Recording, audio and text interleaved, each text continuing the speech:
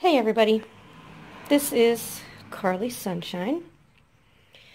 This video is not going to have anything to do with Flat Earth, but I just wanted to share this with you because I was having so much fun and I just kind of wanted to document it. I have the day off and I've been cleaning, but I also went outside and played a little bit. And I had a friend who is a fellow Flat Earther, because I posted a picture of a feather the other day that I found, and she said, you know, I know people that take their chicken feathers and they make jewelry out of them because they're so pretty. And I thought, you know what? We have so many feathers in the backyard, and not just chickens. I find feathers because we feed the birds, and we have a pretty good yard that has an awesome habitat for all kinds of wildlife, squirrels, groundhogs, rabbits. Sometimes we've even seen coyotes and such, and foxes, and we see deer in the backyard, but we have a huge population of birds. And I thought, you know what, it might just be fun because I'm sometimes in the habit of going out looking for crystals, because for some reason where I live we find, well, I find a lot of quartz crystal, which is very popular, but it is, I find quartz crystals that are what's called terminated. So they come to that really beautiful point, which you could also probably use as jewelry, but I just have fun looking for them.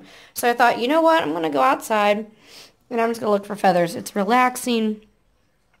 You know, I'm outside in the sun. Logger was having fun. And I wanted to show you guys some of the feathers that I found. Now, the majority of like these black feathers that you see here, some of them are probably these bigger ones. Like this one has like white on the tip.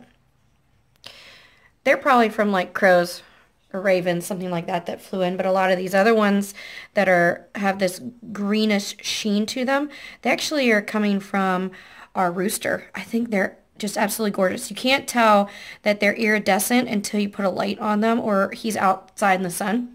And these just all naturally, he's naturally molting. When we adopted the rooster that we have right now, he had been at a farm, and unfortunately the dog that was at that farm bit at his tail feathers. So a lot of his long tail feathers, they make him look so regal, were missing. And so he is in the process of molting and growing new tail feathers. Some of these don't show quite as much of the green shimmer. It's not the same as when you're out in the sun. They're so pretty. But anyway, they're beautiful with the iridescent, and the fluffy bottoms of them are just so pretty because they're kind of like pin feathers. And I'm thinking about seriously making jewelry out of them. Why not? I would wear them. Like these were earrings, like these long, look like kind of long tail feathers here. And I would layer them with some of the other feathers that I found. Anyway, some of the ones in the middle, like I have no idea what this one is. It is so pretty. White with like black or dark brown specks, like a mottled color. I really have no idea. I would love to find out. I'm going to do a lot of research on the feathers. We do have a couple resident bald eagles that fly over. Wow, how cool would it be if this was from one of those bald eagles? Because juvenile bald eagles, I know, get spots. It takes like 7 years for them to get mature, like their head and their tail white feathers. Now some of these other ones, I'm thinking just the gray ones are probably from, like we have a lot of mockingbirds and catbirds, but they're really beautiful, shiny feathers. This one, I think might be from one of our blue jays. But again, I'm going to have to research it. It looks more blue in real life. It looks kind of gray here, so it could still be a mockingbird. Then we have a bunch of little tiny gray feathers. And then I get into what I've been finding was like sparrow feathers. They're so tiny. I don't know if that'll stay focused. And they have a little bit of brown, a little bit of black on them. I'm just so in love. They're just so adorable. Here's two that match, really tiny. And I'd probably layer them with like some white or brown or gray, like pin feathers that I have. But I just think they're adorable. Here's two more that kind of match. You can see how tiny they are compared to my fingernail. But this is the one, this was like my best find. And I literally was on my hands and knees crawling around in the yard. I was enjoying it. My elderly neighbor probably thought I was crazy. But look at this tiny tiny, tiny feather. It's not like a pin feather. It's literally like a formed feather. Uh-oh, trying to get it focused. There we go. Here it is compared to my fingernail. I mean, it is just so tiny. I'd have to like layer it with like a pin feather like that or something and make a little pendant out of it. Probably put a bead on there to make it, to give it some weight. But anyway, I just think I would, I would wear this jewelry. I have had, I feel like I might name it something like The Birds Give Back or something like that, because I have, well, we have 2 hens that we've raised from chicks, and then we have a rooster that we kind of rescued because he was in a bad situation, and we have this whole family of all these other birds in the backyard. And I can probably find the videos if you look back far enough on my Facebook. I've had several instances where I've actually had to rescue sparrows that were in trouble. The one, we had a little tiny, like a baby pool out in the yard in the summer for a logger so he can get in and kind of splash around.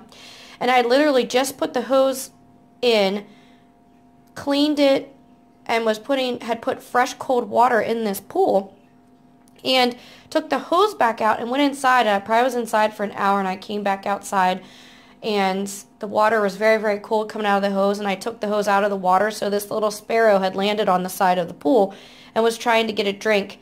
And what they normally do is they hop down the hose if I leave the hose in there, and then they can hop back out the hose. Well, he got stuck in the water and literally flopped around there and almost drowned. And I went out, my fiance and I were about ready to go kayaking. We went outside and I found this little bird in the pool, and I thought he was dead. And I pulled him out, and he was just barely trying to gasp for breath. And we literally sat out in the sun for 45 minutes while I rubbed his chest. I had him like leaning upside down, and every time he tried to gasp for breath and I pushed and like I kind of was like shaking him upside down just very gently, he more water would come out of his nose and out of his mouth. And eventually he started coming to and taking deeper breaths and like stronger breaths. And then he started to open his eyes. His little legs were shaking. His legs stopped shaking because he was so cold. And eventually he was able to actually sit up, and he was sitting in my hand. And then he puffed his wings out and he dried out completely. And until 45 minutes later, we literally brought that sparrow back to life. It was amazing. And then we put him in one of our bushes and he flew away with the rest of the sparrows. It was awesome. And then a second time, we had a sparrow that was perched on the side of our chicken feeder, and the chicken feeder has like all these little round holes on it, and he stuck his head in there to try to get some chicken feed, and because of the claws on his toes and his head and like half his body were in this hole, he got stuck, and I don't know how long he was stuck in there, but it was dark, and we went down to, feed the chickens, and noticed he was stuck, and I was able to like very calmly pull this little bird out, unhook his toes and get him out of there, calm him down. He was very thirsty. We have no idea. Like I said, he could have been there for hours. Very thirsty, and ended up getting him a little drink of water while I held him. And then he kind of came to a little bit and then flew away. So I feel like maybe I could call this something like The Birds Give Back jewelry or something like that. Because we've rescued several birds. We feed them all winter, and they love our yard, and our chickens are happy. And I just had like such a fun time finding these feathers. I never would have imagined there were this many feathers in my yard. Just so neat. And those tiny ones are it gets me. They're beautiful. All of these were found naturally. We have a lot of bushes outside, so a lot of these little tiny pin feather looking ones from the sparrows. And all of these gray ones, which I'm not quite sure if they're not from like mockingbirds or catbirds. Everything was found naturally molted, naturally just on the ground. Anyway, I hope you guys enjoyed. If you think this looked like fun, go out into your yard and look. You might have all kinds of feathers. I really had to get down on my hands and knees and really, really look carefully, That one kind of has a neat shape to it. So anyway, I guess I'll keep you guys updated how the jewelry process goes. I kind of get something in my head and I get excited about it and motivated and I just want to go full force. So we'll see. Thank you guys for listening. Hope you enjoy outside. Where I live, it is gorgeous. Completely crystal clear blue skies, and I'm just really enjoying, I will say it, I'm enjoying my flat earth. I said this had nothing to do with the flat earth, but I have a completely different outlook on life because of that. I hope you guys understand. This is Sunshine out. Come on, little guy. Oh, found him in the pool. Hey, you're really cold. Keep trying to breathe.